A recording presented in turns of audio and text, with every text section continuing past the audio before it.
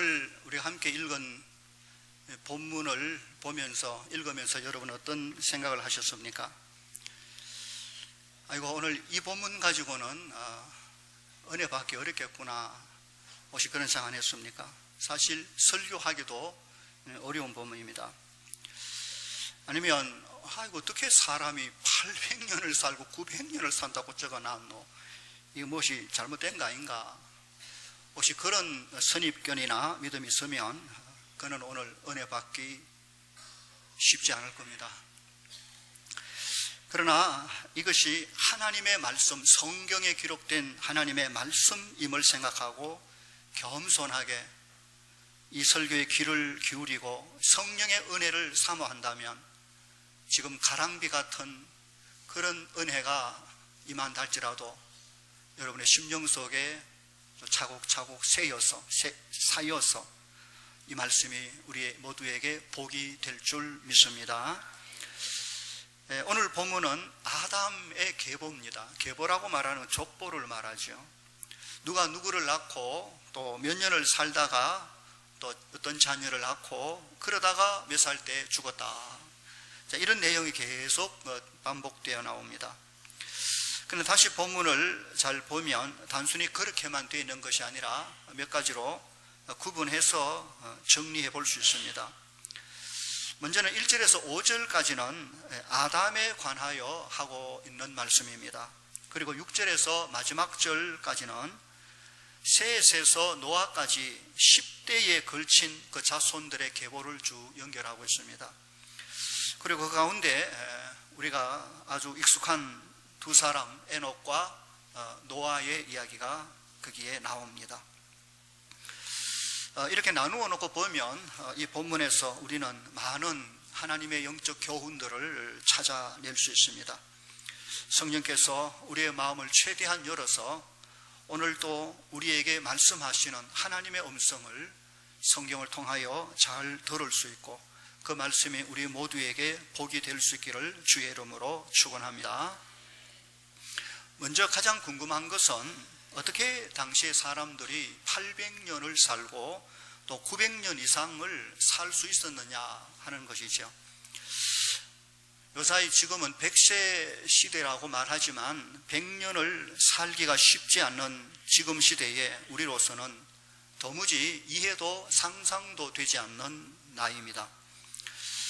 어떤 분들은 이 부분 읽다가 그야말로 더 이상 진도가 없어 성경을 덮어버린다든지 오히려 믿음의 걸림돌이 돼서 그런 경우도 있습니다. 그러나 이 문제는 오늘날 많은 성경 연구자들 또 과학자들의 또 많은 노력들을 통해서 하나하나 설명되고 있습니다. 문제는 노아 홍수의 답이 있습니다. 성경 기록을 볼 때 인간의 수명이 급속도로 이렇게 급격히 줄어든 것은 노아 홍수 이후 때부터입니다.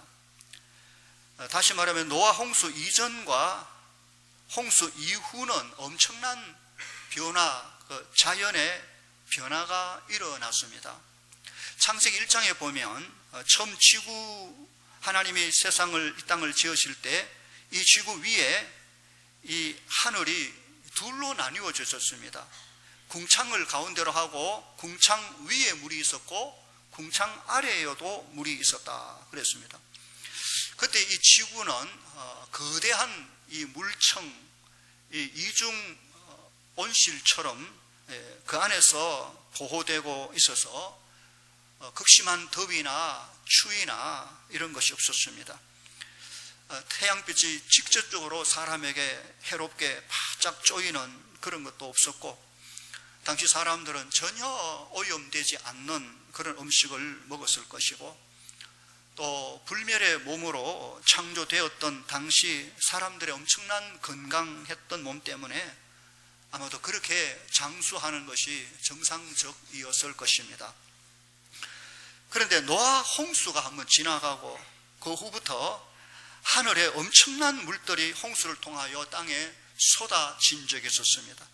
그래서 하늘 물청이 사라집니다. 그리고는 직접적으로 태양의 그 강력한 자외선이 지구를 비추므로 이 땅에 급격한 기후의 변화가 일어났고 자연적 이변 현상들이 속출하게 되었고 그 결과 인간의 이 노화의 현상이 급속도로 이루어졌다라고 보는 것이죠. 저는 이런 설명이 충분히 가능하다라고 생각을 합니다. 그런데 우리가 이 본문을 가지고 심각하게 생각해야 될 것은 그 당시 사람들이 어떻게 그렇게 오래 살 수 있었느냐 그 문제가 아니고 반대로입니다. 그럼에도 불구하고 그들 모두가 하나같이 죽었다 하는 데 있습니다. 아담이 930년을 살았습니다. 메두셀라는 969년을 살았습니다. 짧게 살은 단명한 마할랄렐은 895년을 살았습니다. 정말 놀라운 수명이 아닐 수 없습니다. 그러나 우리는 그들이 그렇게 엄청나게 오래도록 살았다는 것 때문에 또 놀랄 수 있지만 더 놀라운 것은 그럼에도 불구하고 그들이 하나하나 모두 다 죽었다라는 데 더 놀라야 합니다. 그만큼 살고도 결국 죽네 하는 것이죠. 결국 죽는다면, 죽음에 이른다면 100년을 살았던 200년을 살았던 900년을 살았다는 1000년을 살았던 아니면 태어나서 1년밖에 못 살았던 간에 죽음 앞에서는 다 똑같은 것입니다. 60년, 70년을 살아서도 돌아보면 죽음 앞에서 뒤돌아보면 인생이 순식간임을 우리가 다 알지 않습니까? 100년, 200년, 1000년을 살아도 죽음 앞에서는 1년을 살다 죽거나 100년을 살다 죽거나 다 똑같은 인생일 수밖에 없는 것입니다. 사실 처음에 하나님께서 사람을 지으셨을 때 사람은 에덴 동산에 있는 생명나무 그 실과를 따 먹음으로 영생할 수 있도록 그렇게 지으셨습니다. 그러나 인생은 영생은커녕 지금은 100년도 살지 못하고 죽고 또 죽습니다. 좀 더 오래 사는 사람이 있고 좀 더 일찍 사는 그런 시간의 차이는 있다 할지라도 결국 똑같이 누구나 죽음에 이르는 것입니다. 왜 인생에 죽음이 이렇게 왔을까? 도대체 인생의 그 오랜 세월 이 모양 저 모양 살고 하나같이 다 죽는다는 사실, 피할 수 없는 그 죽음은 우리에게 어떤 의미를 줄까 하는 것을 좀 생각해 볼 필요가 있습니다. 몇 가지 중요한 것을 짚고 넘어가려고 합니다. 첫째로, 죽는다는 것은 죄의 비참함을 그대로 보여줍니다. 결국 인생의 죽음이 찾아온 것은 죄의 대가입니다. 죄의 삭선, 사망이라고 하나님이 정한 법칙에 따른 것입니다. 그것은 곧 죄에 대한 하나님의 심판인 것입니다. 죄는 그가 얼마나 오래 살았든지, 얼마나 많은 것을 가지고 멋지게 살았든지, 어떤 것을 누리고 살았든지 아무 상관없이 때가 되면 그로 하여금 바로 죽음의 그 현실 앞에 부닥쳐 서도록 만들어 버리고 마는 것입니다. 죄, 그것은 심판, 하나님의 진노와 연결되어 있다는 점을 꼭 기억해야 됩니다. 둘째로, 하나님의 말씀의 엄중함을 보여줍니다. 범죄한 인간을 향한 하나님의 말씀이 무엇이었습니까? 네가 그 선악과를 따 먹는 날에는 정녕 반드시 죽으리라 라고 하나님께서 하신 그 말씀은 반드시 정녕 이루어진다는 것입니다.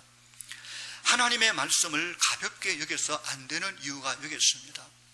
사람은 이 말 했다가 저 말 했다가 바뀔 수 있지만 하나님의 말씀은 그 입에서 나온 이후 변하지 않습니다. 하나님이 실수로 말하거나 하나님께서 잘못 말하거나 그런 법은 없습니다. 하나님의 계획은, 그 말씀은 정확하게 반드시 그대로 성취됩니다. 민수기 23장 19절에 하나님은 사람이 아니시니 거짓말을 하지 않으시고 인생이 아니시니 후회가 없으시도다. 어찌 그 말씀하신 바를 행하지 않으시며 하신 말씀을 실행하지 않으시랴라고 했습니다. 그가 축복하셨으면 그 복은 반드시 이루어집니다. 그가 저주하셨으면 그 저주 또한 반드시 기필코 이루어지고만 합니다. 하나님이 하신 말씀과 그 약속, 그것의 엄중함을 기억하며 살아야 될 것입니다. 오늘도 우리가 수많은 사람들의 말을 여기저기 듣지만 그 모든 사람들의 말이 중요한 게 아니라 하나님 그가 하신 말씀에 집중하여 들어야 됩니다. 사람의 말은 바람에, 감정에, 환경에 비틀려지고 날아가지만 하나님의 말씀은 너무나도 엄중하여 정확하게 때가 되면 그대로 이루어지는, 그 말씀을 붙잡고 그 말씀의 길로 걷는다는 것은 우리 인생에게 너무나도 중요한 일임을 꼭 기억해야 됩니다. 하나님의 말씀, 그분의 그 음성을 귀중하게 여길 수 있는 저와 여러분 되기를 주의 이름으로 축원합니다. 셋째로, 사단은 언제나 거짓말쟁이임을 우리가 알아야 합니다. 요한복음 8장 44절에 진리가 그 속에, 사단 속에 없으므로 사단은 진리에 서지 못하고 거짓을 말할 때마다 제 것으로 말하나니 이는 그가, 사단이 거짓말쟁이요 거짓의 아비가 되었음이라 라고 했습니다. 사단이 하와를 유혹할 때에 어떻게 말했습니까? 선악과를 따먹어라, 따먹어도 결코 죽지 않는다고 힘주어 말했었습니다. 인생의 죽음은 사단이 완전히 거짓말쟁이임을 여실히 보여주는 증거입니다. 사탄이, 마귀가 하는 말은 다 전부 거짓말입니다. 그가 사실을 말한다 할지라도 그 사실은 사실을 말하기 위한 것이 아니라 거짓을 위한 말이기에 사단의 입에서, 마귀의 입에서 나오는 모든 것은 다 거짓말입니다. 네 번째로, 죽음에 처한 인생은 하나님의 도움 없이는 절대로 살아날 수 없음을 보여줍니다. 생명의 주인이 바로 하나님이시기 때문에 그렇습니다. 그러므로 죽음에 처한 사람은 날마다 하나님의 은혜와 그 도움을 간절히 구해야 됩니다. 뿐만 아니라 죽음이 두려운 사람, 아니 언젠가 자신도 죽는다는 사실을 알고 있는 사람이라면 누구나 할 것 없이 생명의 주인 되신 하나님께 나와 도움을 요청해야 되는 것입니다. 병들어도 하나님의 도움을 구해야 합니다. 마음이 심히 상하고 답답하고 고독하고 외로워도 그는 하나님께 나아가 그 은혜를 구하고 도움을 구해야 하는 것입니다. 세상에서 가장 지혜로운 사람은 어떤 사람입니까? 자신이 가장 미련하고 부족하고 연약하다는 사실을 깨닫고 전능하신 지혜의 하나님께 나아가 그를 의지하고 그의 도움을 받아 사는 그 사람이, 하나님의 도움으로 사는 그 사람이 진실로 지혜로운 사람입니다. 가장 미련하고 어리석은 사람은 반대입니다. 하나님의 도우심을 무시하고 자기 힘으로 다가오는 죽음을 이겨보려고 생각하는 것 자체가 심히 어리석고 미련한 것임을 우리가 알아야 될 것입니다. 자신과 가정이 걱정이 되지 않습니까? 오늘 이 나라 이 민족이 심히 염려스럽고 걱정되는 상황 속에 우리가 삽니다. 누구를 향하여, 무엇을 향하여 도움을 요청할 것입니까? 미국을 향하여, 무슨 일본을 향하여, 중국을 향하여 우리를 도와주려고 요청하면 그들이 우리의 영원한 도움이 될까요? 전혀 그렇지 않습니다. 앞에 장로님 기도하셨지만 인생의 역사와 국가와 모든 흥망성쇠에 주권을 가지신 이는 하나님이십니다. 그러므로 그분께 나아가 도움을 구해야 합니다. 그분께 자비를 구하고 그분께 용서를 구하고 그분께 은혜를 구하고 긍휼을 구하여 그 앞에 나아가 기도해야 될 것입니다. 이번 특세는 그래서 준비된 특세라고 생각하시기를 바랍니다. 추수감사절 앞두고 살아온 삶 속에 베푸신 하나님의 은혜가 말할 것도 없는데 우리의 삶을 보면 그 은혜로 사는 것이 아니라 우리가 교만하고 자만하여 하나님의 도우심을 무시하고 내 힘대로 살다가 혹 여기까지 오지 않았는지 다시 한번 하나님을 바라보고 그 도움을 구하는 시간 될 수 있어져야 합니다. 시편의 새벽에 하나님이 도우시리라 라고 노래한 내용도 나옵니다. 이번에는 5가지 주제로 매일 그것을 붙들고 기도할 생각입니다. 하나는 예수 그리스도, 그분이 내 삶 속에 어떤 의미를 가지는가? 영원한 나의 생명 예수 그리스도,